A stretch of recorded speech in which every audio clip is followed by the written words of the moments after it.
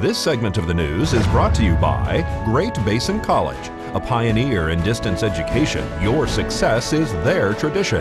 Now offering over 25 degree and certificate programs in Pahrump and online. Welcome back. A fashion show fundraiser is happening this Saturday.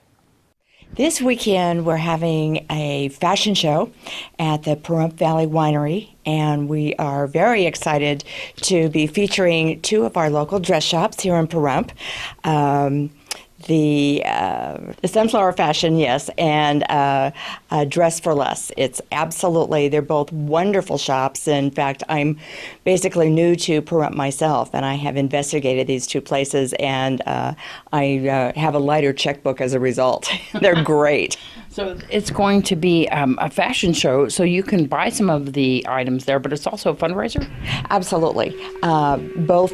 Both areas are correct. It's a fundraiser. We are advocates for women and children, and we support women in furthering their opportunities and providing educational opportunities for them, as well as children, and we are advocates for children. CASA is our charity of choice, and at the same time, we're offering the fashions there will be for sale, and if the people who come with a ticket stub would like to go to the shops afterwards next week, then there will be special provisions made for them at the two shops. So this is called a wine and cheese event?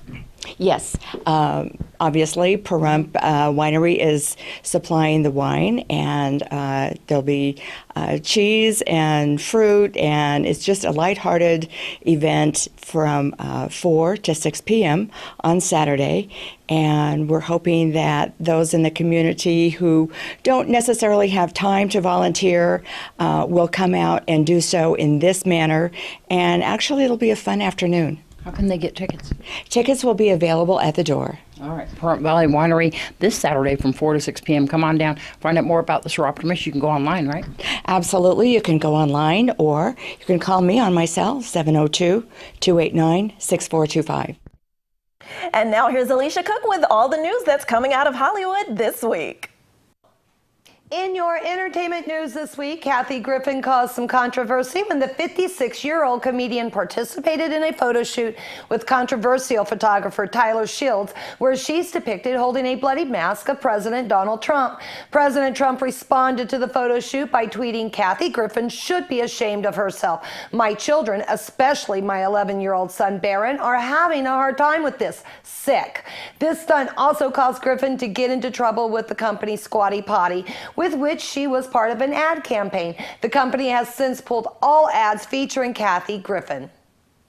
Olivia Newton-John has announced that she has breast cancer. The singer has canceled upcoming shows and will be undergoing photon radiation therapy at the Olivia Newton-John Cancer Wellness and Research Center in Melbourne, Australia. Newton-John has expressed that she hopes to continue performing later this year. Those who have bought tickets for the canceled shows will be refunded.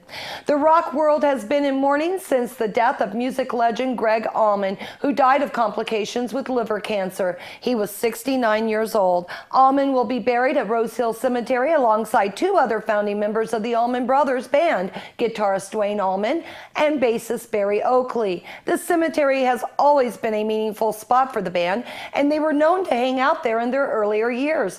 Many of the band's hit songs, including In Memory of Elizabeth Reed, were inspired by the cemetery and its residents.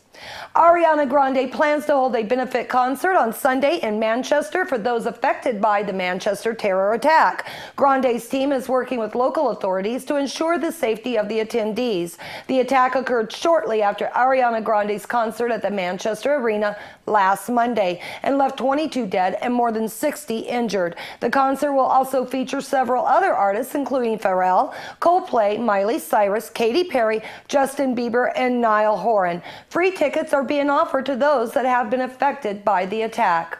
This has been your entertainment this week. I am Alicia Cook for News 46. All right, thanks, Alicia. Well, one Arizona man is claiming his religion requires him to wear a pasta strainer on his head. Sean Corbett has been trying for a number of years to wear the religious headpiece in his DMV photo based on the law that allows for religious expressions.